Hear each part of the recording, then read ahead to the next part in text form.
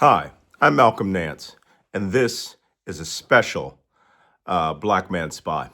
I'm coming to you this morning because we have learned in the last 24 hours that the United States has placed on alert the 11th Airborne Division in Anchorage, Alaska, at the Elmendorf Richardson Air Base, Joint Base, in order to carry out what they are characterizing as a deployment to Minnesota. I just want to point out to you that 1,500 troops, 2 battalions of this unit, have been placed on alert for possible mobilization, then deployment to Minnesota. That these forces are America's highly specialized, extreme, deep, cold weather Arctic forces. By saying that they're going to go to Minnesota, a state which has 13,000 National Guardsmen, I suspect what's happening here is a form of strategic deception, or where this force is actually going to another location and are mobilizing in such a way that the news media and the average person wouldn't be too concerned about it.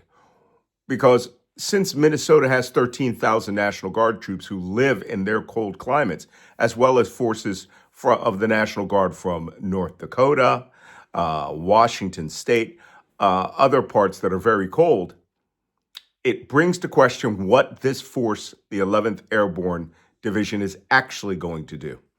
I warned over a year ago that if this specific unit, the 11th Airborne, which is a parachute infantry division, that if they were mobilized, this would be considered an unambiguous intelligence indicator of an invasion of Greenland. Now, they could pack up all their gear, draw ammunition, load onto the airplanes with manifests saying that they're going to Minneapolis and fly straight north over the North Pole, come down from the north in Greenland and parachute into the three largest air bases there. They're not air bases, they're airstrips. The largest airstrip is Kangerlussuaq, which is in the southwest center, the longest runway in the country. It's also where the U.S. Air Force has been operating ski planes from, supporting Arctic exploration that are there right now. It's also where they would likely set up a command post. Then the other two forces would fly onto the capital of Nuuk. Very hard place for them to parachute into. There's virtually no flat land.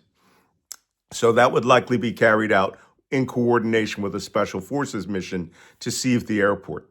And the final group would fly down to the south to an airport called Narsarsuaq, which is close to the seaport of Katortuk. And that is also another large airstrip, which in World War II was our primary initial landing strip for B-17s flying to Europe and to Russia. So these three airports would be critical to take on day one.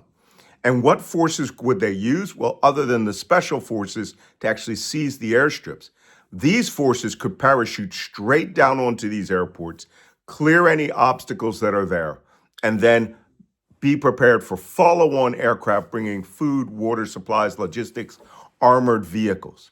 One thing that I want to point out, though, is this. If they do this and they take these tiny little airports, they're little micro islands. There are no roads for them to go anywhere with. The waters from the south to the north on the southwest side of the country are frozen over. You're not getting through with any amphibious warships. They're iced, right? We only have one icebreaker. Pretty sure if we see that moving from the East Coast, we know what that's for. So we are in a situation where, just as I'm about to leave for Greenland, the United States is making moves that would be consistent with an invasion plan that is already in motion. One other thing. Yesterday, President Trump, I say that in quotes, President Trump sent a message to the Prime Minister of Norway saying that the reason that he is having this crisis over Greenland is because he was not given the Nobel Peace Prize. But at the end of his message to the Prime Minister of Norway, he pretty much made a definitive statement that the United States is going to take Greenland. This reminds me of that 13-part message the Japanese sent prior to Pearl Harbor, in which the last part was supposed to be delivered at the moment the island was taken. I don't know if we're in that phase, but it really looks like it. Watch this channel. I'm going to be doing these emergency videos for you to track this. I'm going to be doing them in real time when I touch down in Copenhagen and then as I'm headed to Nuuk. What I hope is that I'm not heading into a city that is going to have airborne troops dropped around it. And the locals are terrified of this possibility. The United States could be at war with NATO in a matter of days. Let's hope it never happens. Thanks. See you on the icy beach.